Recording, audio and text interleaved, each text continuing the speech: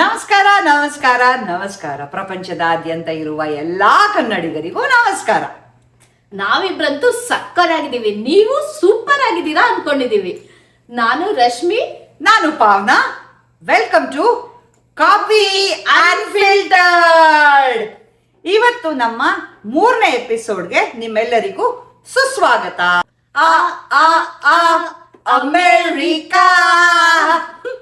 So ಇವತ್ತಿನ topic ಏನು ಅಂತ ನೀವು ಗೆಸ್ ಮಾಡಿರ್ಬೇಕಲ್ಲ. Topic America. ಸೊ ನಾವು ಅಮೆರಿಕಾಗ್ ಬರಕ್ ಮುಂಚೆ ಅಮೆರಿಕಾ ಹೆಂಗಿರುತ್ತೆ ಅಂತ ಅನ್ಕೊಂಡಿದ್ವಿ.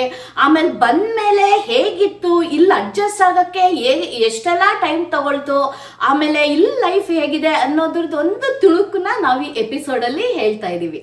So shall we start the episode? Let's get started. Pavna, ನೀವು ಅಮೆರಿಕಾ ಲೈಫ್ ಹೇಗಿರುತ್ತೆ ಅಂತ ಅನ್ಕೊಂಡಿದ್ರಿ, ಆಮೇಲೆ ಇಲ್ಲಿ ಬಂದಾಗ ಹೇಗಿತ್ತು? ಸೊ ನಿಮ್ ಎಕ್ಸ್ಪೀರಿಯನ್ಸ್ ಹೇಳ್ತೀರಾ ಹೇಗಿತ್ತು ಅಂತ? ಯಾ, ಡೆಫಿನೆಟ್ಲಿ.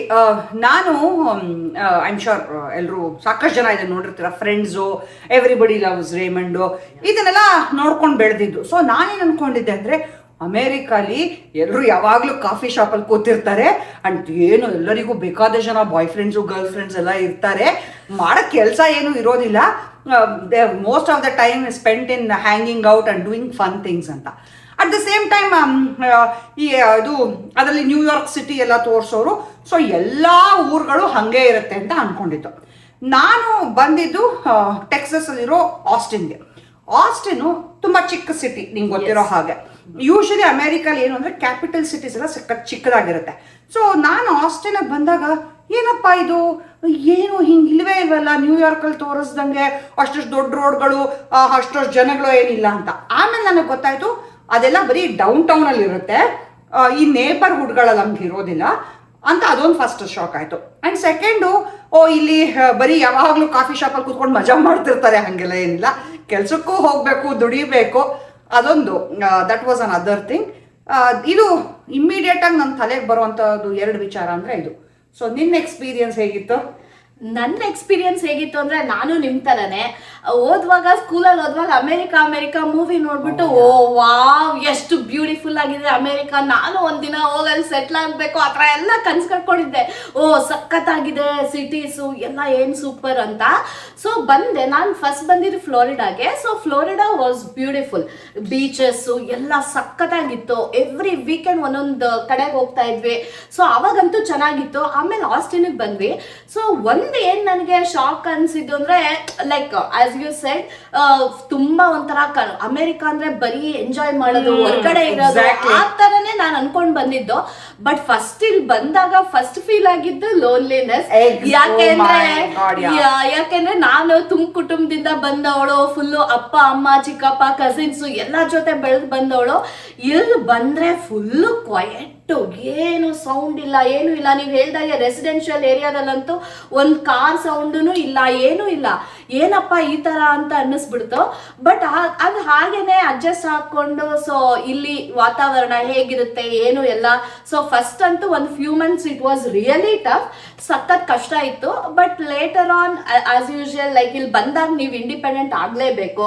ಸೊ ಇಲ್ಲಿ ಬಂದು ಮುಂಚೆ ನಾನು ಇಂಡಿಪೆಂಡೆಂಟೇ ಆಗಿಲ್ಲ. ನಾನು ಎಷ್ಟು ಡಿಪೆಂಡೆಂಟ್ ಆಗಿದ್ದೆ ಅಂದ್ರೆ, ನಮ್ಮ ಮನೇಲಿ ನಾನೊಂದು ಅಂಗಡಿಗೆ ಹೋಗಿ ಒಂದೇನು ತಂದವಳು ಅಲ್ಲ, ಯಾವಾಗ್ಲೂ ನಮ್ ಡ್ಯಾಡಿ ಅವರು ಇವರೇ ಹೋಗೋರು. ಸೊ ಇಲ್ಲಿ ಬಂದು ಗ್ರಾಸರಿ ಶಾಪಿಂಗ್ ಹೋಗ್ಬೇಕು, ಆಮೇಲೆ ಅಡಿಗೆ ಮಾಡ್ದವಳೆ ಅಲ್ಲ, ಇಲ್ಲಿ ಬಂದ ಅಡಿಗೆ ಮಾಡೋದ್ ಕಲ್ತೆ.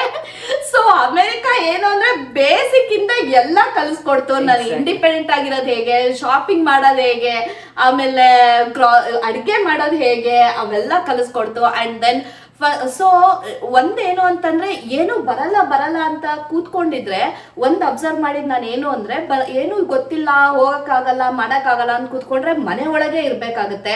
ಸೊ ಅದೊಂಚೂರು ಚಳಿ ಬಿಟ್ಟು ಒಂಚೂರು ಧೈರ್ಯ ತಗೊಂಡು, ಎಲ್ಲಾ ದೇಶನು ಎಲ್ಲಾರು ನಮ್ಮವ್ರೆ, ಎಲ್ಲಾ ದೇಶನು ನಮ್ಮ ದೇಶದ ತರಾನೇ, ಅಂತ ಅನ್ಕೊಂಡು ಒಂದ್ ಸ್ವಲ್ಪ ಧೈರ್ಯ ತಗೊಂಡು you have to step out. So ಆವಾಗ ನಿಮ್ಗೆ ಎಲ್ಲಿದ್ರು you can be very colourful. And then I met all of you girls and it was so beautiful. ಇವಾಗ ಹೇಗಾಗಿದೆ ಅಂದ್ರೆ ಇದು ನನ್ನ ಸೆಕೆಂಡ್ ಹೋಮ್ ಆಗ್ಬಿಟ್ಟಿದೆ. ಫುಲ್ಲು ಇಂಡಿಯಾ ಮಿಸ್ ಮಾಡ್ಕೋತಾನೆ ಇಲ್ಲ, ಯಾಕಂದ್ರೆ ನಮ್ಮ ಬೆಂಗಳೂರವರು, ನಮ್ಮ ಮೈಸೂರವರು, ಎಲ್ಲ ನಮ್ಮ ಕರ್ನಾಟಕದವರು ಎಲ್ಲರೂ ಇದೀವಿ.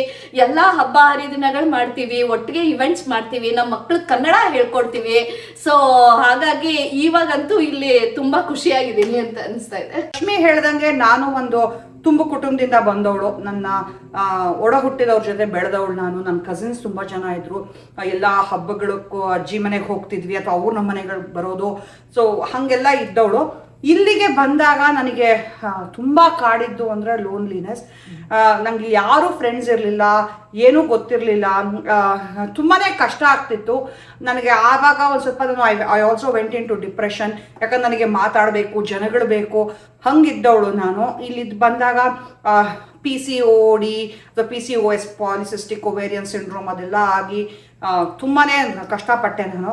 ಆಮೇಲೆ ಹೋಗಿ ಟ್ರೀಟ್ಮೆಂಟ್ ತೊಗೊಂಡು I got back to normalcy. But ಆ ನಾರ್ಮಲ್ಸಿ ಅಂತ ಬರೋದಕ್ಕೆ ಸಾಕಷ್ಟು ಟೈಮ್ ತೊಗೊಳ್ತು. ಆಮೇಲೆ ಕಾರ್ ಕಲಿಬೇಕಾಗಿ ಬಂತು. ಇಂಡಿಯಾಲಿ ಕಲ್ತಿದ್ದೆ ಕಾರು, ಬಟ್ ಇಂಡಿಯಾಲಿ ಕಾರ್ ಓಡಿಸೋಕ್ಕೂ ಅಮೇರಿಕಾಲಿ ಕಾರ್ ಓಡಿಸೋಕ್ಕೂ ತುಂಬ ವ್ಯತ್ಯಾಸ ಇದೆ. ಇಂಡಿಯಾಲಿ ಯಾರೂ ಟ್ರಾಫಿಕ್ಗೆ ರೂಲ್ಸ್ ಫಾಲೋ ಮಾಡಲ್ಲ. ಟ್ರಾಫಿಕ್ ರೂಲ್ಸ್ ಫಾಲೋ ಮಾಡೋನಿಗೆ ತುಂಬ ಕಷ್ಟ. ಅಮೇರಿಕಾಲಿ ಎಲ್ಲರೂ ಟ್ರಾಫಿಕ್ ರೂಲ್ಸ್ ಫಾಲೋ ಮಾಡ್ತಾರೆ, ಮಾಡಲಿಲ್ಲ ಅಂದರೆ ಕಷ್ಟ ಇಲ್ಲಿ. ಸೊ ಇಲ್ಲಿ ಟ್ರಾಫಿಕ್ ಸಿಗ್ನಲ್ಸು, ರೂಲ್ಸು ಎಲ್ಲ ಕಲಿಬೇಕಾಗಿ ಬಂತು. ಅದನ್ನೆಲ್ಲ ಕಲ್ತ್ಕೊಂಡು ಆಮೇಲೆ ಈ ಜೀವನಕ್ಕೆ ಅಭ್ಯಾಸ ಆಗ್ತಾ ಬಂದೆ. ಆಮೇಲೆ ಕನ್ನಡ ಸಂಘ ಸೇರಿಕೊಂಡೆ. ಅಲ್ಲಿ ಸಾಕಷ್ಟು ಜನ ಫ್ರೆಂಡ್ಸ್ ಆದರು.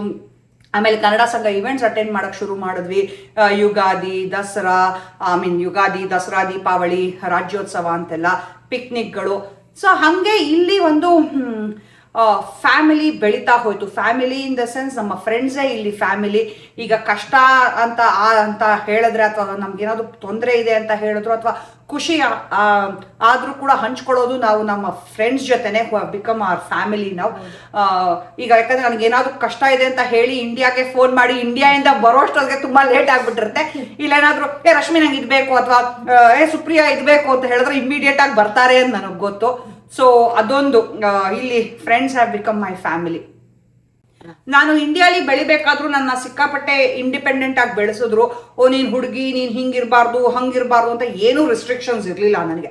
ಸೊ ನನಗೆ ಇಲ್ಲಿ ಬಂದಾಗ ಅದು ತುಂಬಾ ಹೆಲ್ಪ್ ಆಯಿತು. ಯಾಕಂದರೆ ಐ ವಾಸ್ ನಾಟ್, ನಾನು ತುಂಬ ಏನು ಇಂಟ್ರೋವರ್ಟ್ ಅಲ್ಲ. ನಾನು ಜನರ ಜೊತೆ ಹೋಗಿ ಬೆರ್ತು ಮಾತಾಡೋ ಅಂಥ ವ್ಯಕ್ತಿ ನಾನು. ಸೊ ರಶ್ಮಿ ಹೇಳ್ದಂಗೆ ಸ್ವಲ್ಪ ಚಳಿ ಬಿಟ್ಟು ಈಚೆ ಹೋಗಬೇಕು, ಜನರಿಗೆ ಮಾತಾಡಿಸ್ಬೇಕು, ಅದು ನನಗೆ ತುಂಬ ಹೆಲ್ಪ್ ಆಯಿತು. ಆ್ಯಂಡ್ ರಶ್ಮಿ ಹೇಳ್ದಂಗೆ ಇಲ್ಲಿ ಬಂದ ಮೇಲೆ ನನಗೆ ಪ್ರತಿಯೊಂದು ನಾನೇ ಹೇಗೆ ಮಾಡ್ಕೋಬೇಕು, ಏನೇ ಕೆಲಸ ಇದ್ರು, ಗ್ರಾಸರಿ ಶಾಪಿಂಗಿಂದ ಹಿಡಿದು ಅಡುಗೆ ಮಾಡ್ಕೊಳ್ಳೋದು, ಆಫೀಸ್ ಕೆಲಸ ಮಾಡೋದು, ಎಲ್ಲನೂ ನಮಗೆ ಅದು ಒಂಥರ ಫುಲ್ ಕಲಿಸ್ಬಿಡುತ್ತೆ ಜೀವನ ಇಲ್ಲಿ. ಯಾಕಂದ್ರೆ ಯಾರು we will be so independent. Exactly, ಯಾರು ಇಲ್ಲ. ಫೋನ್ ಮಾಡಿದ್ರೆ ಯಾರಾದ್ರೂ ಬಂದು ಇಮಿಡಿಯೇಟ್ ಆಗಿ ಒಂದು ಹ್ಯಾಂಡಿ ಮ್ಯಾನ್ ಬರ್ತಾನೆ ಅಂತ ಇಲ್ಲ. ಏನಾದ್ರೂ ಅಪಾಯಿಂಟ್ಮೆಂಟ್ ತಗೊಂಡ್ರು ಒಂದು 3-4 ದಿವಸ ಆಗುತ್ತೆ ಅವ್ರಿಗೆ ಬರೋದಿಕ್ಕೆ. ಸೊ ಹಂಗಿದ್ದಾಗ ಚಿಕ್ಕ ಪುಟ್ಟ ಮನೆಯಲ್ಲಿ ಏನಾದ್ರು ಸಿಂಕ್ ಕ್ಲಾಗ್ ಆದ್ರೆ ಹೇಗೆ ಫಿಕ್ಸ್ ಮಾಡಬೇಕು ಅಥವಾ ಇನ್ನೇನಾದ್ರು ಮುರಿದೋದ್ರೆ ಹೇಗೆ ಫಿಕ್ಸ್ ಮಾಡಬೇಕು, ಅದನ್ನೆಲ್ಲಾನು ಕಲ್ತ್ಕೊಂಡೆ. ಸೊ ಒಂದು ಹೇಳ್ಬೋದು, ನಾನು ಇಂಡಿಯಾಲಿ ನಾನು ಇಂಡಿಪೆಂಡೆಂಟ್ ಆಗಿದ್ದೆ, ಬಟ್ ಅದನ್ನೆಲ್ಲ ಒಂದು ಯೂಸ್ ಮಾಡೋಕ್ಕೆ ಚಾನ್ಸ್ ಸಿಕ್ಕಿದ್ದು ಅಮೇರಿಕಾಲಿ. ಸೊ ಇಲ್ಲಿ ನಾನು ಇದ್ದಾದ್ಮೇಲೆ ನನಗೊಂದು ಏನು ಅನ್ಸುತ್ತೆ ಅಂದರೆ, ಪ್ರಪಂಚದ ಯಾವುದೇ ಮೂಲೆಯಲ್ಲಿ ಬಿಟ್ಟರು ನಾನು ಮೇಯಿಸ್ಕೊಂಡು ಬರ್ತೀನಿ, ಆ ಬದುಕೋ ತಾಕತ್ತಿದೆ ಅಂತ ನನಗೆ ಗೊತ್ತು. ಹೌದು, ನಿಜವಾಗ್ಲೂ ಕರೆಕ್ಟ್ ಆಗಿ ಹೇಳಿದ್ರಿ. ಈ ದೇಶ ಅಂತೂ ಎಲ್ಲಾನು ಕಲಿಸುತ್ತೆ. ಈಗ ಇಂಡಿಯಾದಲ್ಲಿ ಎಲ್ಲಾ ತರದ ಕಂಫರ್ಟು ಇದೆ. ಎಲ್ಲಾ ಕಂಫರ್ಟ್ ಇದ್ದು ನೀವು ಖುಷಿಯಾಗಿರ್ಬೋದು, ಖುಷಿಯಾಗಿಲ್ದೇನು ಇರ್ಬೋದು. ಇಲ್ಲೂ ಅಷ್ಟೇ, ಕಂಫರ್ಟ್ ಇಲ್ದೇನು ಖುಷಿಯಾಗಿರ್ಬೋದು, ಖುಷಿಯಾಗಿಲ್ದೇ ಇರ್ಬೋದು. ಸೊ ನಾನು ಏನ್ ಹೇಳಕ್ ಇಷ್ಟಪಡ್ತೀನಿ ಅಂತಂದ್ರೆ, ನಿಮ್ದು ಏನಿದೆ, ನೀವ್ ಹೇಗಿರ್ಬೇಕು ಅಂತ ನೀವ್ ಅನ್ಕೊಳ್ತೀರೋ ಹಾಗೆ ಇರ್ತೀರಾ.